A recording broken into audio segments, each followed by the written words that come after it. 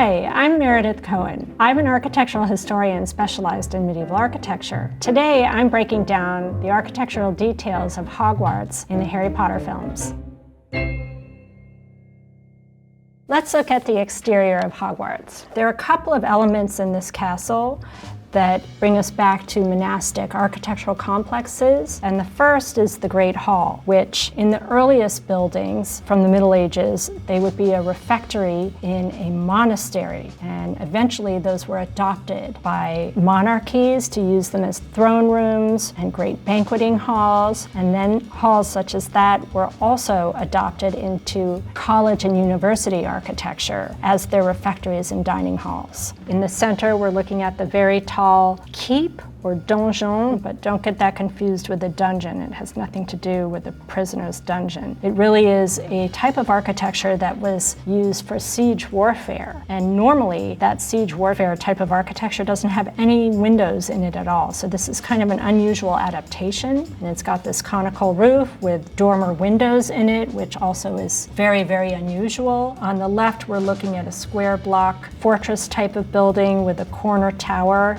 and a battlement which is corbelled out on a corbel table, that sort of round arches that you see there, and then a conical roof with a dormer window. To our left, we see another rectangular structure that is leading to a small bridge, and a last rectangular structure on our left with many windows and a kind of stepped gable pattern. So looking at the side of this great hall here, we're looking at these buttresses capped by pinnacles, which reminds me of the profile of Christ Church Hall, which is a college at Oxford University. So we're looking at this window here, which is corbelled out from the wall like a bay window and filled with tracery. And although we would have a tracery window in a building from this age, it wouldn't be corbelled out as a bay window. That's something that was developed later on in the Renaissance and Tudor periods. A couple of things at the top of this gable is that you have this turret, a stair turret, sticking up right out of the top of the gable. So that's rather unusual. And then we have a couple of chimneys around in this view. So this central block here and the corner tower,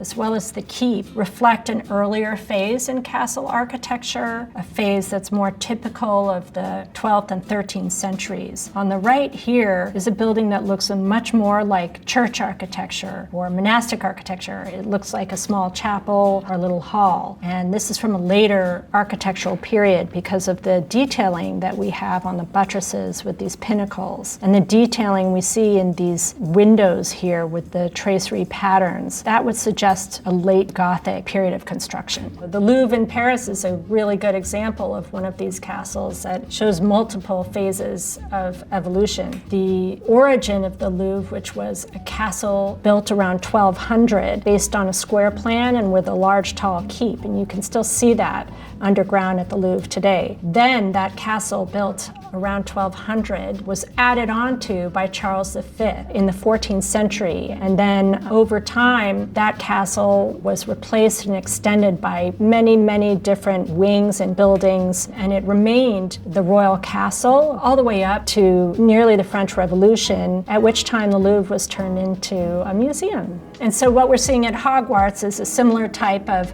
amalgamation of different building types that are created over different time periods, from monastic to castle architecture to university architecture, religious architecture. And this informs us about the different periods over which Hogwarts was built, telling us that this is a place that has existed for a long, long time. So let's check out now what's inside the Great Hall.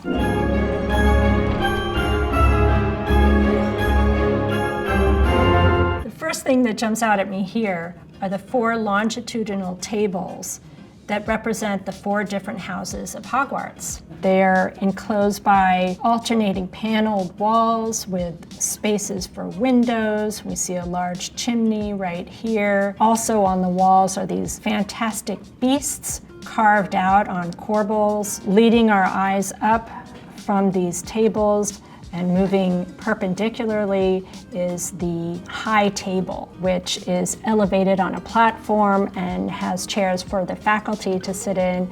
And at the center, there's a kind of throne. That's where Dumbledore sat.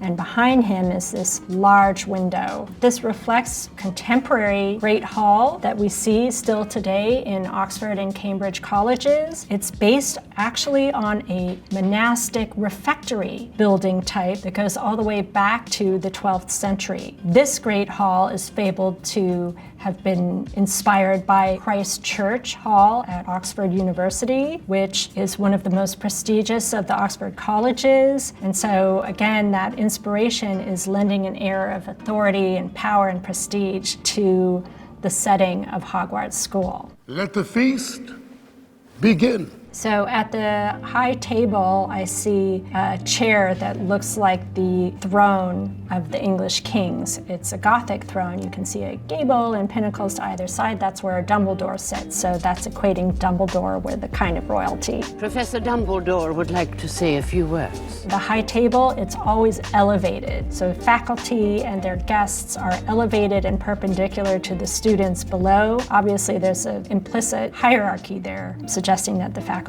are to be respected a bit more. At the back of the Great Hall is a bay window, but we don't really see its projection into deep space there from the inside. What we do see are these mullions, stone vertical braces that are holding the panels of windows in place. So Great Halls like this would often have one large fireplace for heat purposes. It had nothing to do with the kitchens. Again, fire's a dangerous thing, so it needs to stay under control. What is very unrealistic here is to see these kind of oil lamps burning aglow, candles everywhere, especially if you think of there was a wooden roof or might have been a wooden roof, and even for stone, fire is a terrible thing. So that's emphasizing the magic here. On the opposite side of this room, there is a great pointed arch portal, and it seems that that is taken directly from Christ Church College at Oxford. The Great Hall is designed to remind us of the elite collegiate institutions of Oxford and Cambridge, and Hogwarts is designed to look like one of them. Let's take a look at the Gryffindor common room.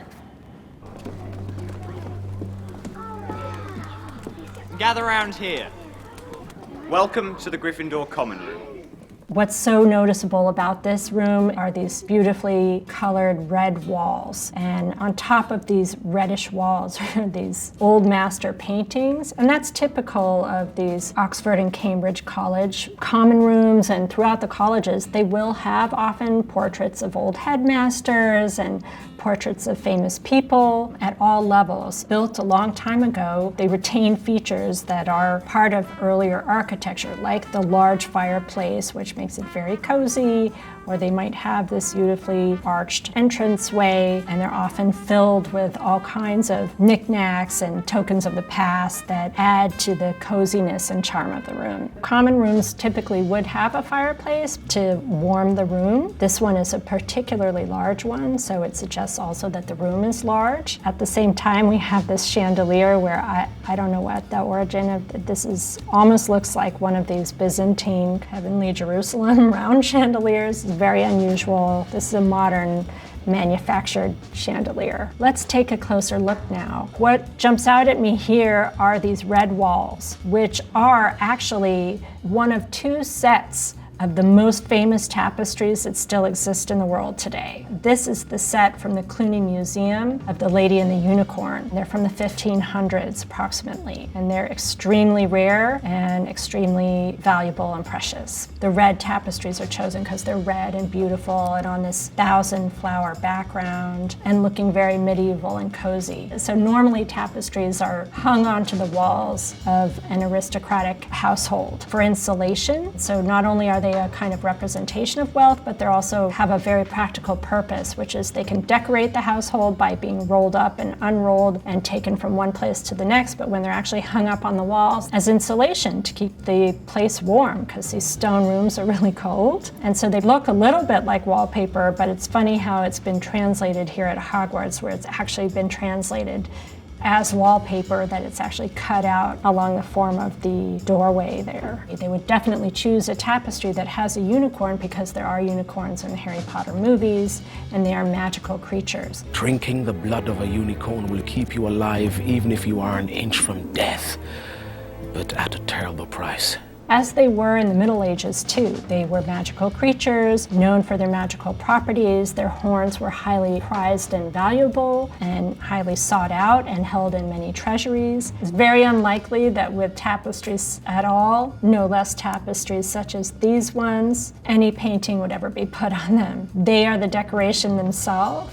You don't need to add another decoration on top of it, and certainly you would never want to poke a hole in it to hang up painting over it. So the elaborate decoration of this common room is a testament to how Hogwarts is a place of great prestige and history. Let's take a look at another Hogwarts room that served multiple purposes. On Christmas Eve night, we and our guests gather in the Great Hall for a night of well-mannered frivolity.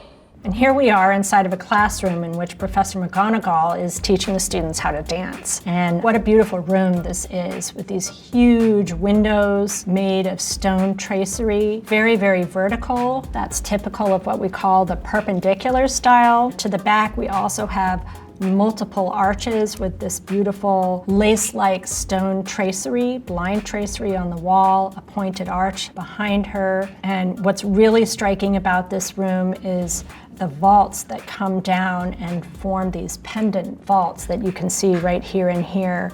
It's like stone hanging from stone. It's kind of a reversal of nature for stone to be a pendant coming down from the roof. This space is the Divinity School at Oxford, which was built beginning in 1427 and first purpose-built university classroom. It was used for all different types of things. It's a multi-purpose room, and that's how we see it being used here. Now, place your right hand on my waist. What?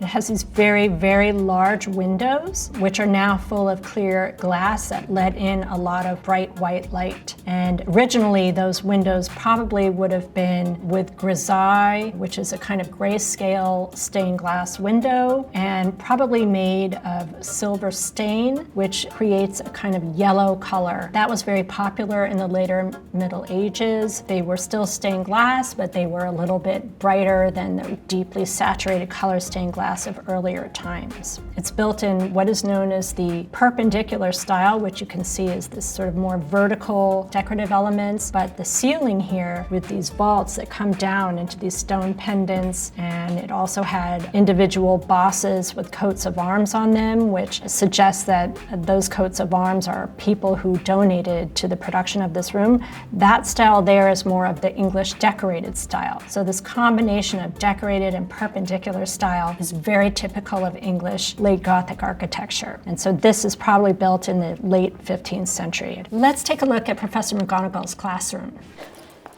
Can you imagine the look on McGonagall's face if we were late? So the first thing that jumps out at me here are these really impressive interlocking round arches. And as they interlock each round arch, they form a kind of pointed arch.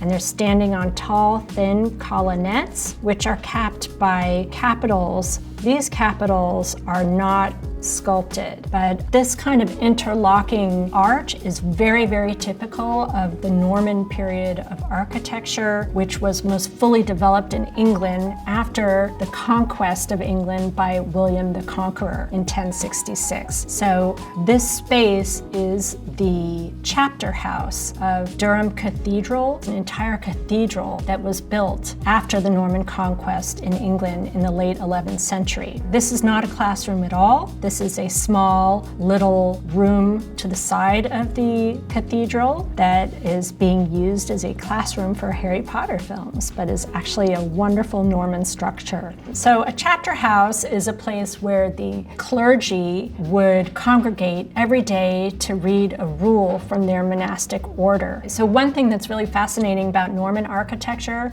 particularly as it gets adapted and adopted in England, is this very linear quality to it, and that's what we see in these interlocking arches. This seems to be a kind of indigenous English fascination with linear forms that may go all the way back to their kind of Anglo-Saxon and Celtic roots, this love of line and interlace that's being expressed through this Norman architecture here. So it's really a kind of nice symbiosis between Norman architecture, which comes from Normandy in France, and now it's being integrated with this kind of interlocking linear style that's so typical of England. Let's take a look now at the hallways of Hogwarts.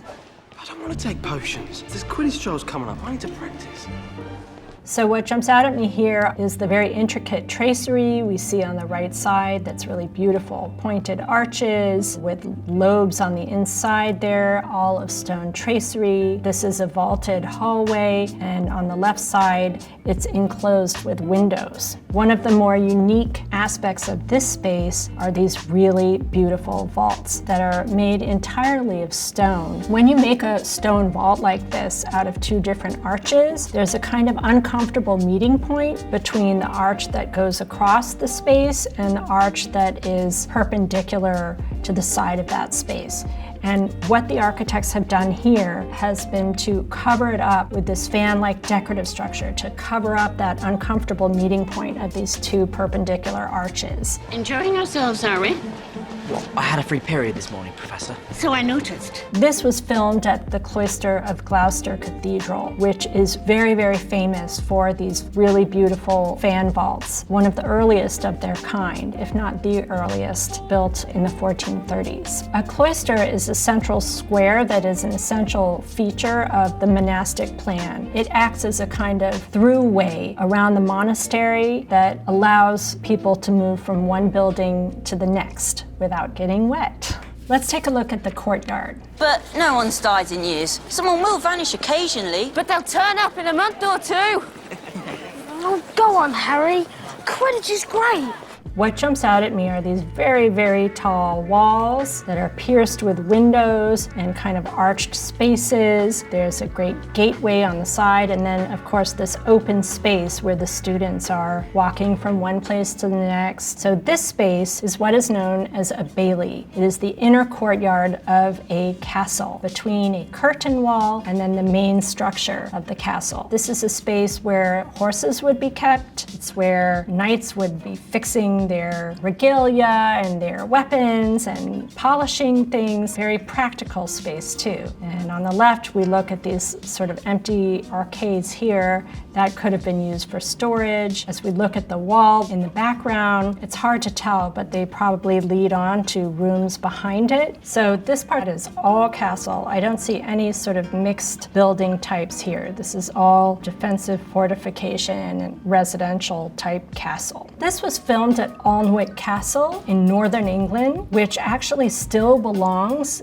to the Duke of Northumberland in its 12th iteration, and his name is Hugh Percy, and it still belongs in the Percy family, which has owned this castle since the 14th century. They are not living in the entire castle, just a small part of it, but this is part of the continuity that exists in Old World Europe. And you can tell by looking at this image that the upper parts of the stone and parts of them are darker and other parts are lighter, so that's showing the sign of age. Obviously the darker stones are the older stones. Lighter ones such as here and here and here and here may even be stone replacements when the stone goes bad and starts to sort of dissolve. So right here on the right, this little slit here is an arrow loop. See how narrow it is? And it would have been opened out on the inside just for the size of a man to sit within it and point the bow and arrow outward for defense. So this is actually a very defensive gateway. It probably would have had layers of defense, a portcullis, a downward dropping iron gate, and there would have been murder holes inside too that allow people to throw stones at any enemies trying to get into the castle from there. So this setting adds to the narrative that Hogwarts is a really old institution and has a lot of history behind it. Those are the architectural details I noticed about Hogwarts. Let me know what you think in the comments.